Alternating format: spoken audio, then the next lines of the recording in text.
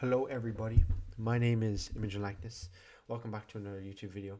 Today is going to be St Hilary of Poitiers, his Christology. Hey, I'm not a professional in Christology, but I'm going to make this video now. Maybe I'll come back and refine it in the coming months. But here's, after I read all of Hilary of Poitiers, here's my idea of his Christology. So again, born 310, died 367. I can even say it with my eyes closed at this point.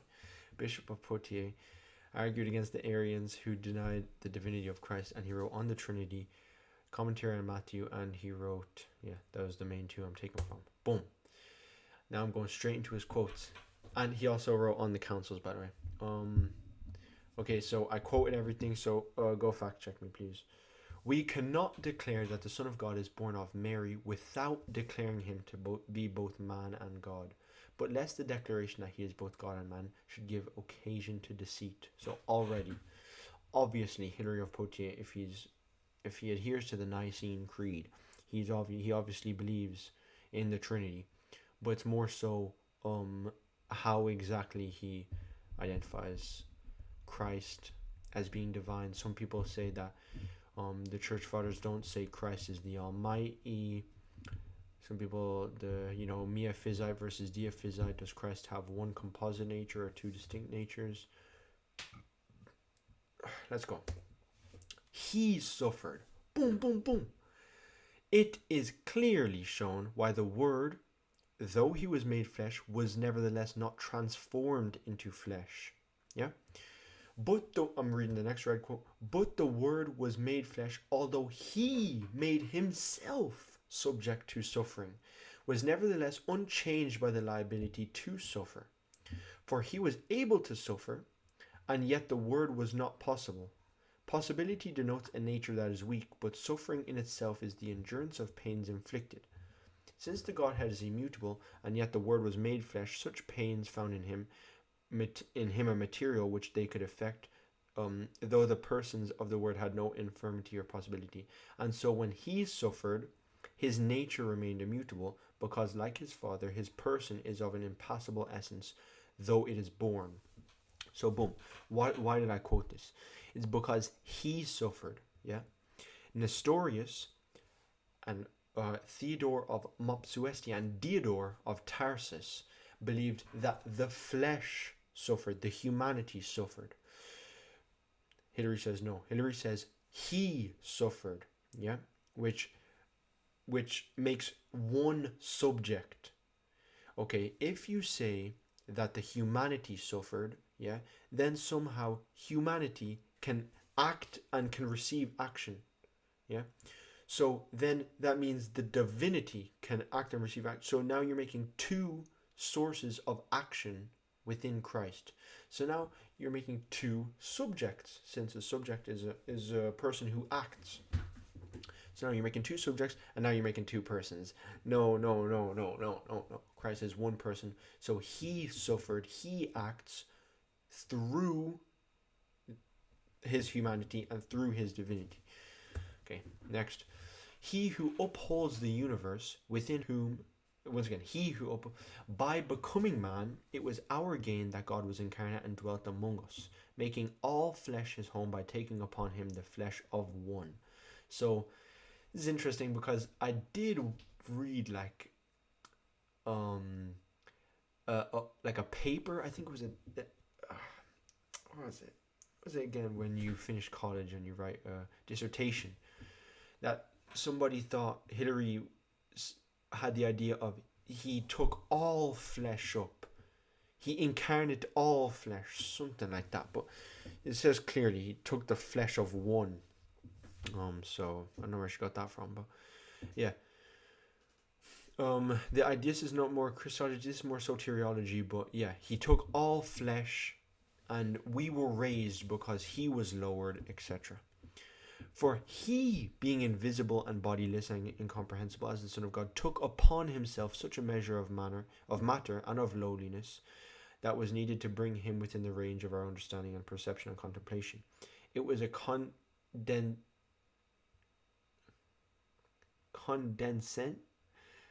skip that word, to our feebleness rather than a surrendering of his own proper attributes. So once again, he didn't change, he just took on. Yeah? Because he didn't surrender his divine attributes, as Hilary's saying, he just took on humanity. Yeah? And once again, I'm going to emphasize his he being invisible, yeah, not the divine nature being invisible, yeah, because whenever he's referring to the person of Christ, that's correct Christology, man. You refer to persons when they act, not natures. Human nature now. He prays that the nature which he had assumed may be promoted to the glory which he had never renounced.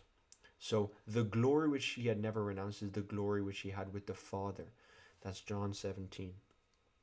And he says, the nature which he has assumed may be promoted to the glory.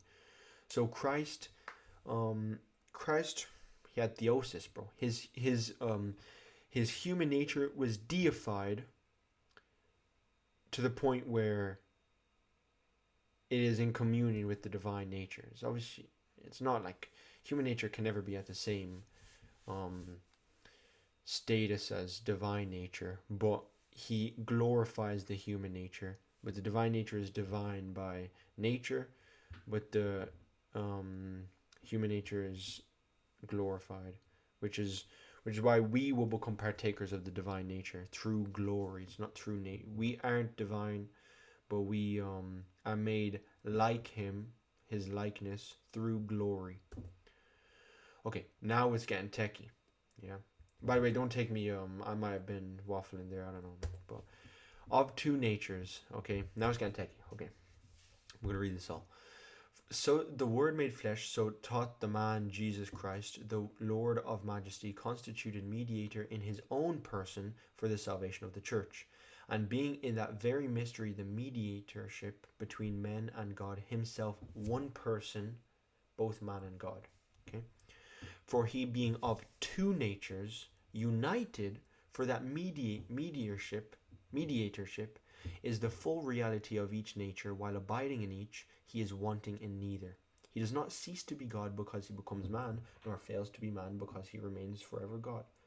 This is the true faith. Okay. So he believes that there's one person. Let me go full screen. Boom! He believes there's one person, and he believes that the one person is both man and God. How? Because he is of two natures, and he abides in two natures. Okay? That's what he says, not me. He abides in each nature. The full reality of each nature. He is the full reality of each nature. He abides in each nature. Alright, man. I didn't say it. Okay, next. One person, twofold aspect of his person. By the twofold aspect of these very utterances, both his manhood and divinity, though he proclaimed one God the Father, he declared himself to be in the nature of one God, because by the truth of his generation, because he was one and the same person in all his utterances, they claim he spoke always of his entire self. So, boom. Twofold aspect of these utterances. So they believe he has a twofold aspect of every single one of his speech, because his manhood and his divinity. And Hilary maintains that it's the same person who spoke. Yeah, it's the person who spoke. It's not the natures who speak. Natures don't speak.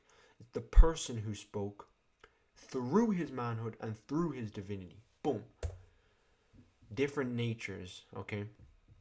It is one thing that he was God before he was man, another that he was man and God, and another that after being man and God, he was perfect man and perfect God. Tongue twister. Do not confuse the times and natures in the mystery of the dispensation, for according to the attributes of his different natures, he must speak of himself in relation to the mystery of his humanity in one way before his birth, and in another way he was yet to die, and another as eternal. Okay? So, yeah. I said different nature implies two, because if he says different natures, yeah, the attributes of his different natures, it implies he has two natures, because they're different natures. Okay. Miaphysites believe that there's one nature, but they believe there's distinct attributes because it's composite. distinct attributes. So he has the attributes of manhood and the attributes of divinity just in one existing hypostasis, his nature. But I don't know, Gregory, it'll be kind of tough to reconcile that, because Gregory says the attributes of his different natures, not the different attributes of his nature, but the attributes of his different natures. So, yeah. Okay, in preaching of the double aspect of Christ's person, which the blessed apostle emphasizes, he points out the Christ's human infirmity and his divine power and nature. So again, I don't think this is a one-shot killer, because everybody believes, in a sense, double aspect. Yo. Sorry. A double aspect. So as I said, the double aspect could be the double attributes, or just could be the double nature. So, yeah. A person of two natures, since he who was abiding in the form of God took the form of a servant, yada yada yada, all the way at the bottom. He was one and the same, Christ, when he changed his fashion, when he assumed our nature. Yeah, so he assumed our nature, but he is of two natures. Again, the Miaphysites still agree with this, because he is of two natures, but he is in one nature. But yeah. Okay, inseparable union of natures. Do not the words in me signify his nature. Separate the two natures, but you must separate also the two beliefs. So he believes if you separate the two natures, then you separate the two beliefs also. So you cannot separate the two natures. If it be that we should believe in God without Christ, strip Christ of his name, of the name and qualities of God. So yeah, just don't separate them, bro. Okay, now I think this is the last one. Yeah. So theosis and nature. But the incarnation is summed up in all this, that the whole Son, that is, his manhood as well as his divinity, was permitted by the Father's gracious favor to continue in the unity of the Father's nature, and retain not only the powers of the divine nature, but also man's nature's self. For the object to be gained was that man might become God. So that's theosis. Man might become God. That's what Athanasius says on the incarnation, chapter 62. Oh, I don't know. 60 something. 69, I think. 69. I'm joking. So yeah, again, so he has manhood attributes, and he has divine attributes, because he took up manhood and he took up divinity. Because he said there's different natures, yada yada yada. So once again, conclusion of let me go full screen.